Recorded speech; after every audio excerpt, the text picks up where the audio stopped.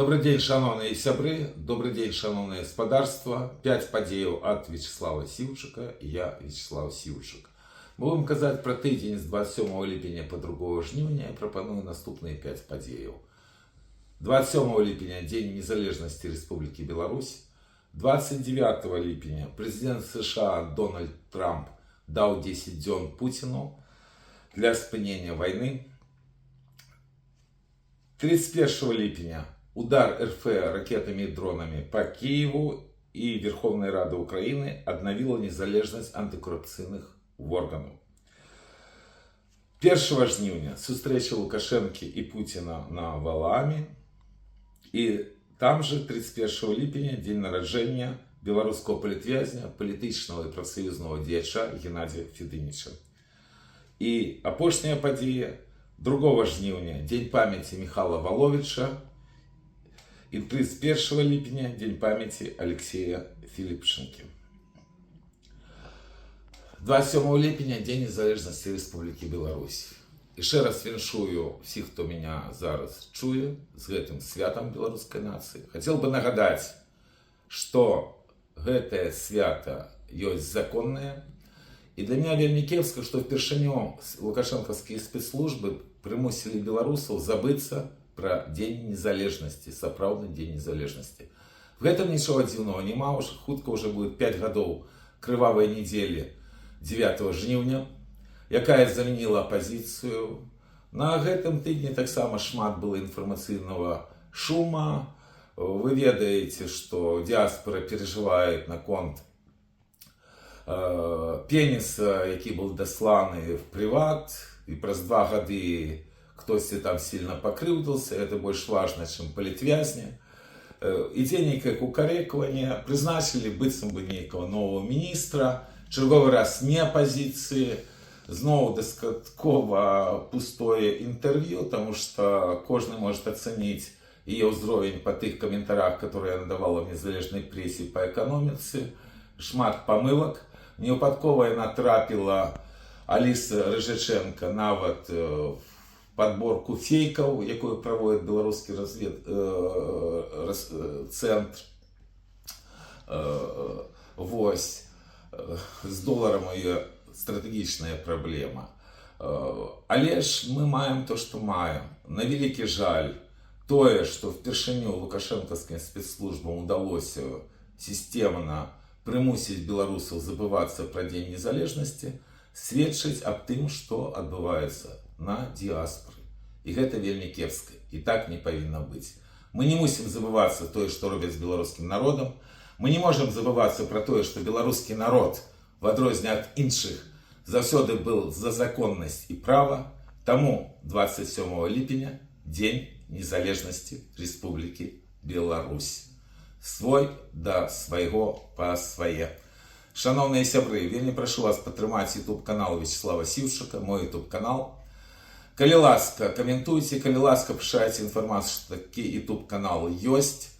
І калі магчыма, аказвайце фінансавую дапамогу, гэта вельмі і вельмі трэба, і гэта можна зрабіць па першай спасылцы пад гэтым відео. Свой да свайго пас. Ну, галоўная падзея в свеце, якая адбылася на тыдні, гэта калі Дональд Трамп 29 ліпеня дал 10 дзён, практически ультиматум Москве для того, как была спынена война. Аргументация вельмі простая, что погрожает мытами тым краінам, якія купляют российскую нафту. Это же сапраўды вельмі сур'ёзная погроза. Пошла информация о том, что Индия быццам бы так спыніць закуп российской нафты. Пасля гэта опровергли, тому невядома, наколькі гэтая погроза паўплываюць на Москву. Пакуль не бачна асаблівага ожидания Москвы, каб была спынена война, якую яны самі і развязали. Шмат заяў было і іншых Дональда Трампа. Меня вельмі насцярожила, я лічу, что это великая помылка, заява про 2 подводные лодки, якія маюць ядерные боеголовки. Гэта, на мой погляд, зусім не той шлях. Ті аналітики, які кажуть про повтор Карибського кризису, вони помиляються, тому що Карибский кризис отбывался с другими лидерами, а тут есть невеликая погроза сапраўды ядерного конфликта, причем он может распочаться абсолютно на ровном месте, бо в свете вельмі неспокойно. Наприклад, тиждень тому назад, 30 на тижні 30 липня нечакано почався паміжний конфлікт поміж Південним Суданом і Угандою, які, в принципі, союзники, лише там были забитые люди. Таких конфликтов региональных вельмі шмат. Бачите, что робится в Газе, где Хамас отмовляется скласти зброю. Тому, с одного боку, вельмі добре, что все-таки Дональд Трамп переходит до неких рашучых дзеянняў, але ж вельмі тревожно, как эти рашучие дзеяння не зрабілі найгоршее. Потому что, еще раз подкреслю, что белорусы вельмі зацікаўлены, каб не было Третьей сусветнай войны, бо верагоднасць вельмі великая, амаль што 100%, что наша краіна чарговый раз будет ареной боёў для чужих войскаў. И так не повинно быть. Все больше и больше ударов наносит Российская Федерация по городах Украины. Вот 31 липня вельмі трагичная дата, потому что на ночь 31 липня был удар ракетой и дронами по Киеву, вельмі шмат загинуло мирных жыхароў, больше 30 человек, чатковую лічбу я не ведаю, потому что боюсь, что она еще будет увеличиваться, покуль 36 человек, что вельмі шмат, дети поміж іх. Мое шчырае спачуванне загінуўшым в Киеве, сем'ям загінуўшых в Киеве и в іншых городах Беларуси, потому что подкреслю, что гэтыя удары, яны такие могутныя, что нават ООН гэта заўважыла и дала официальную информацию, что гіне зараз больш мирного жыхароў Украины, чым раней. Ну и 31 липня таксама было дастаткова скандальное позачерговое паседжанне Верховной Рады Украины, где были отменены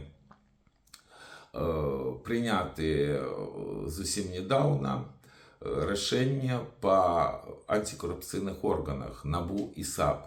Хотел бы нагадать, что гэтые решения были приняты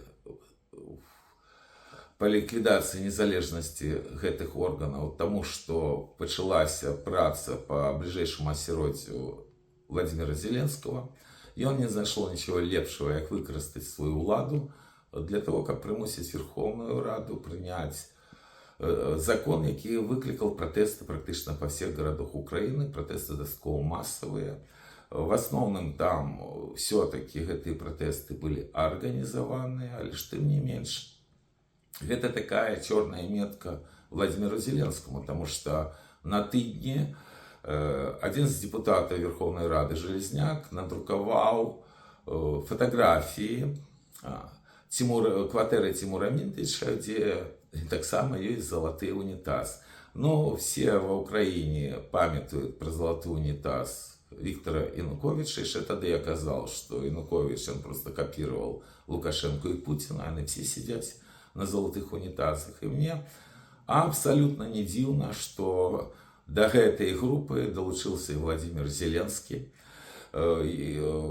Криминальное провадження якраз супроти Тимура Міндіча, так само такая знаковая фигура для влады Владимира Зеленского. Это его ближайший бизнес-партнер, егоный ровесник. Менавіта Міндіч познаёміў Зеленского с Коломойским калісьці, бо был женихом дочки Коломойского, але штось там не склалось, и он, тем не менш, вельмі удало женился на представнице московского бомонда. Тому спочатку зарученные рабили в самой великой синагоге в Москве, а после веселья рабили в Израиле.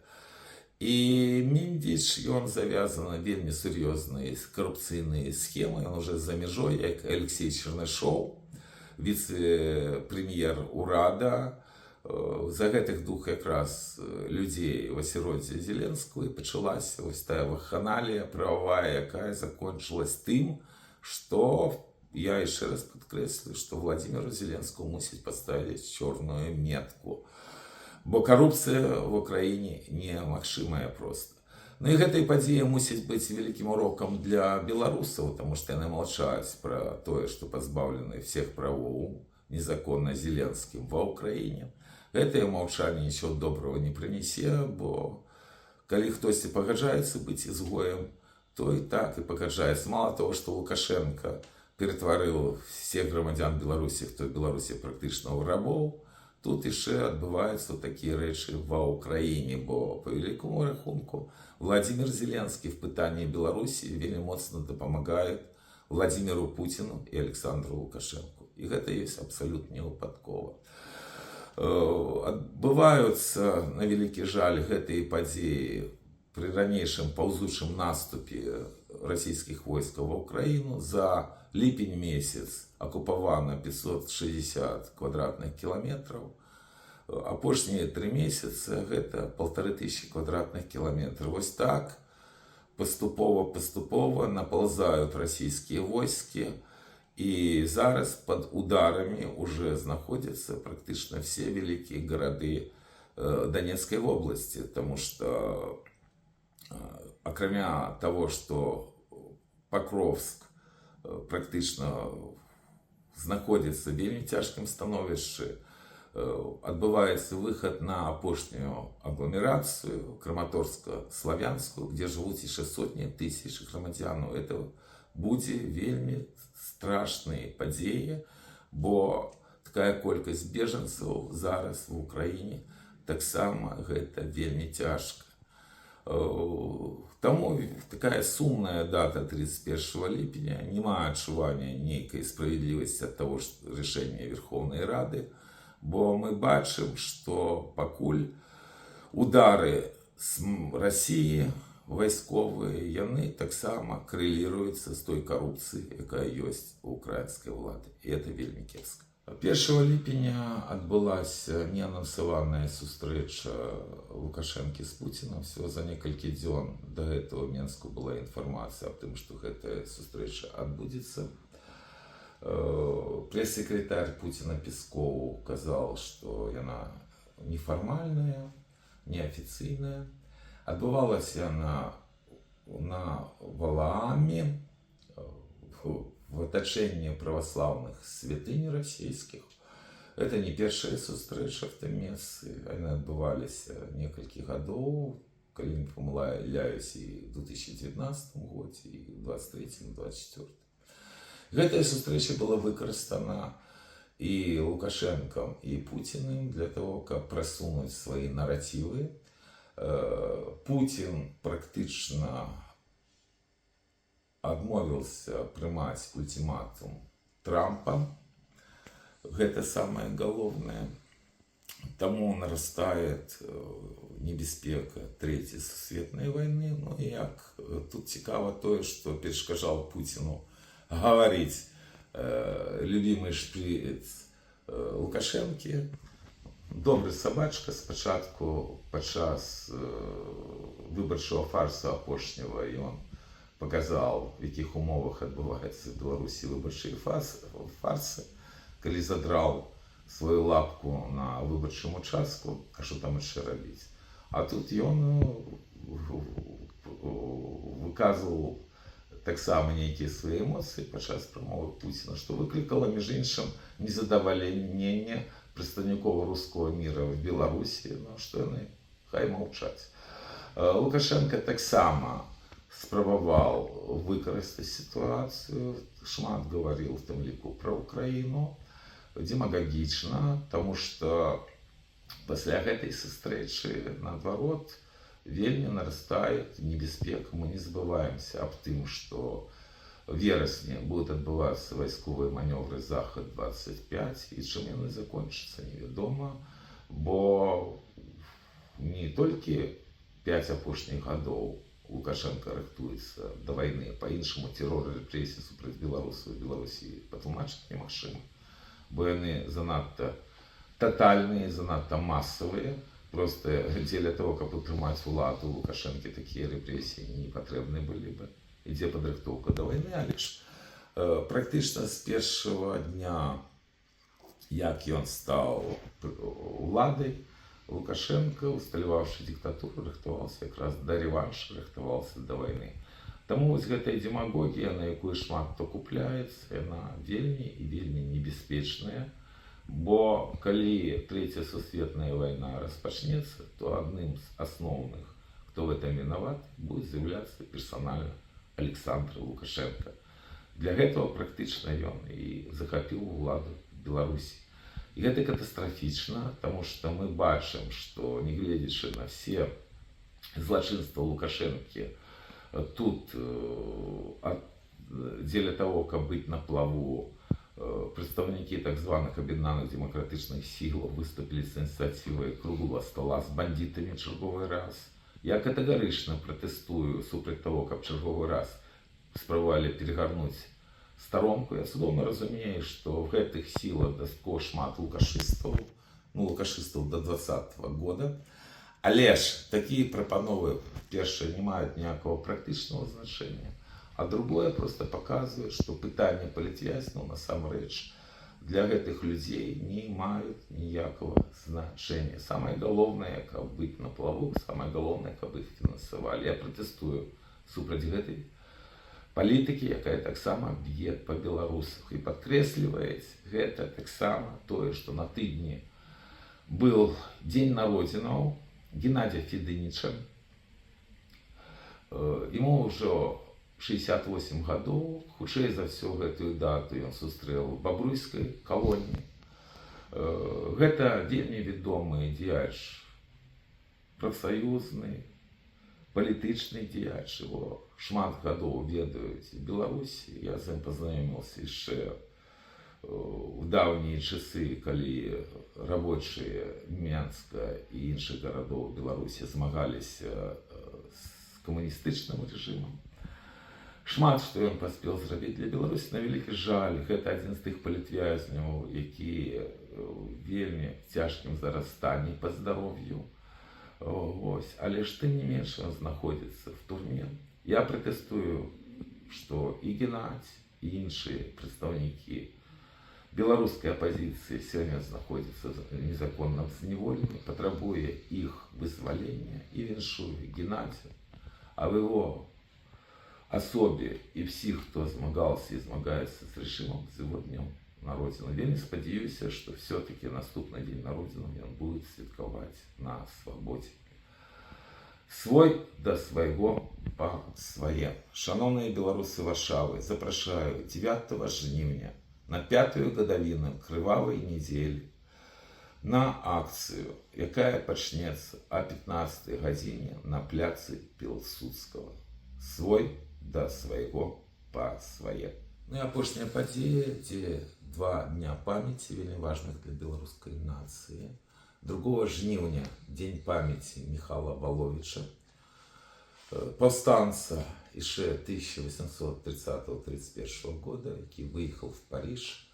Але ж ён лічыў памылкай паўстання, што это шляхецкае паўстанне, змагаўся за адмену прыгона, вярнуўся в Беларусь, свои родные местины, зрабіў аддзел паўстанскі з селянаў,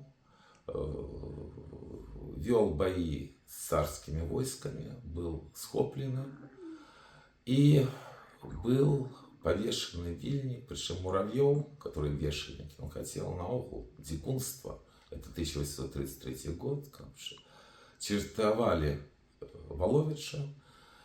Калі не памыляюсь, князь Долгорукі заменил гэта на павешанне. І калі мы кажам про нашего великого национального героя Костя Калиновского, то мы не павінны забывацца, што перед гэтым быў Михал Волович, які таксама цвёрдым крокам гародні пайшоў на эшафот за беларускі народ. Далей было жахліва, цела загадалі кінуць в вапну, каб наогул нічого не было, але ж его маці выкупила тело и поховала его в Поречье. Такая вёска есть под Слонимом, там, где земли были Воловичу. И в міжваеннай Рэчы Паспалітай, там был помнік, які бальшавікі знеслі, калі оккупавалі заходнюю Беларусь. Уже в наш час наши коллеги с Городенщины зрабілі сімвалічную магілу Михала Воловича. Я заўсёды в Беларуси імкнулся в этот день, 2 жніўня, приехать на его символичную могилу, сказать слово про этого нашего героя. Гэта магутны вельмі род Воловичы. Якраз праз 7 гадоў пасля забойства Михала Воловича карниками отменено было деяние 3-го статута ВКЛ в 3 белорусских губерниях, Виленской, Менской и Городенской, и в 3 украинских. Это Подольская, Волынская и Киевская. Унікальны юридичный твор, які таксама был зроблены не только Львом Сапегом и не столькі Львом Сапегом, як таким великим дзеячом, як Евстафій Волович, які удзельнічаўшы в распрацоўцы другого статута ВКЛ. Ось якраз тое, што беларусы адрозніваюцца ад всех суседніх народаў, гэта яшчэ тлумачыцца тым, як доўга у нас дзейнічаў статут ВКЛ. Таму вось тая павага да закона ёсць у нашого народа, тое, што няма у сённяшніх так званых элітаў. І гэта падкрэслівае другая трагічная дата, 31 ліпеня. Это дзень памяці Алексея Філіпчанкі. Ён юрыст, ён працаваў следчым, пасля стаў адвакатам, был таким народным адвакатам, его параўноўвалі з Францішкам Багушевічам, і здарылася вельмі трагічная з'ява, тому што лукашэнкаўскі рэжым — это бесправие в адносінах, тым ліку і проста да грамадзянаў. Ён абараняў уже пенсіянерку, якая была заслужаным будаўніком Беларусі, і адабралі незаконна пакой в кватэры. 2 гады ён змагаўся за яе правы, нічого не мог зрабіць. Тады ён зрабіў уладзе ультиматум, што калі не будзе справядлівасці, калі не будзе права, то он сам себе спаліць. І ён гэта здзейсніў. Пасля того, як он себя спаліў, ён яшчэ жыў 23 дні, прычым ён быў свядомасці і памер якраз 31 ліпеня 1998 года. Гэтую дату беларусы ніколі таксама не павінны забываць, тому што практычна эта дата — это пахаванне незалежнай беларускай адвакатуры. Вернули в советские часы, вернули в бесправие. И вот как раз трагичная смерть адвоката в Новополоцку как раз гэта падкрэслена. Пахаванне цудоўна сказал Валер Щукин, что он не одобряет такие деяния, а лишь цалком падтрымлівает его як особу. Светлая память белорусским героям. Именно это белорусские герои дают надеи на то, что белорусская нация не только утрымаецца, не только неяк выжыве, а лишь нарэшце пераможа. Вот так мусіць быць, вот так справедливо. Жыве Беларусь!